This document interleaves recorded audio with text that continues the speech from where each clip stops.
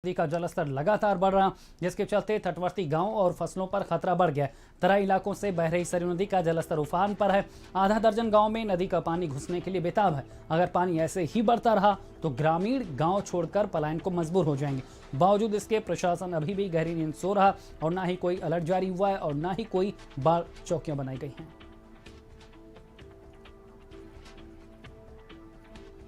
बाराबंकी की तस्वीरें हम आपको दिखा रहे हैं, जहां पर बाढ़ की विभीषिका किस तरह से लोगों के जीवन में मुश्किलें पैदा कर रही है, आप इन तस्वीरों के जरिए समझ सकते हैं। अभी शुरुआती दौर है, अभी जिस तरह से लगातार बारिश हो रही, पहाड़ों पर बारिश के बाद मैदानी इलाकों में जलस्तर बढ़ रहा, उसके बाद चुनौतियां बढ़ने वाली हैं। ज्यादा जानकारी के साथ संवाददाता दीपक हमारे साथ जुड़ गए हैं। दीपक, क्या जानकारी मिल पा रही है? कल से ही स्थिति यहाँ पर चुनौतीपूर्ण बनी हुई है बाराबंकी में, अब लगातार जलस्तर बढ़ रहा और मुश्किलें भी।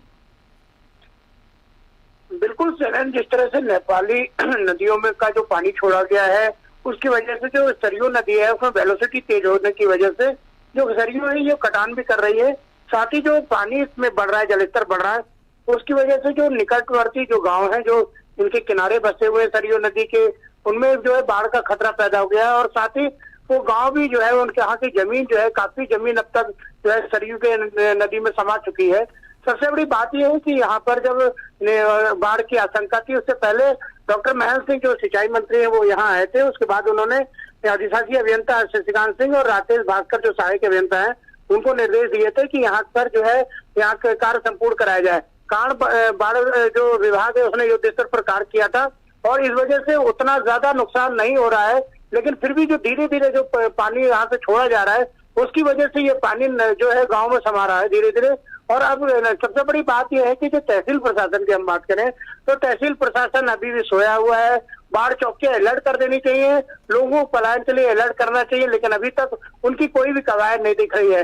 अचानक ये अगर बाढ़ आएगी और अचानक ये पानी रातों रात बढ़ेगा तो काफी नुकसान हो सकता है गांव का। सबसे बड़ी बात यह है कि बाढ़ विभाग ने अपनी तरफ से जो कवायद की है वो कहीं ना कहीं वो कवायद भी फेल होती नजर आ रही है, क्योंकि सबसे बड़ी बात यह है कि तहसील प्रशासन इस ओर कोई ध्यान नहीं दे रहा है। जिला प्रशासन को, तहसील प्रशासन को इस ओर गंभीरता से ध्यान देना चाहिए और इन लोगों को ऊंचाई पर करनी चाहिए। बढ़ा उसके बाद इन बातों की जरूरत है कि अब यहाँ पर अलर्ट पर रहा। जो तमाम जानकारी देने के लिए आपका शुक्रिया। तो बाराबंकी की तस्वीर हम आपको दिखा रहे हैं, जहां पर सरयू किस तरह से लगातार उफान पर है, जलस्तर बढ़ रहा है, जिसके बाद तटवर्ती गांव में किस तरह से मुश्किलें बढ़ती नजर आ रही हैं, वो इन तस्वीरों के जरिए भी आप समझ सकते हैं।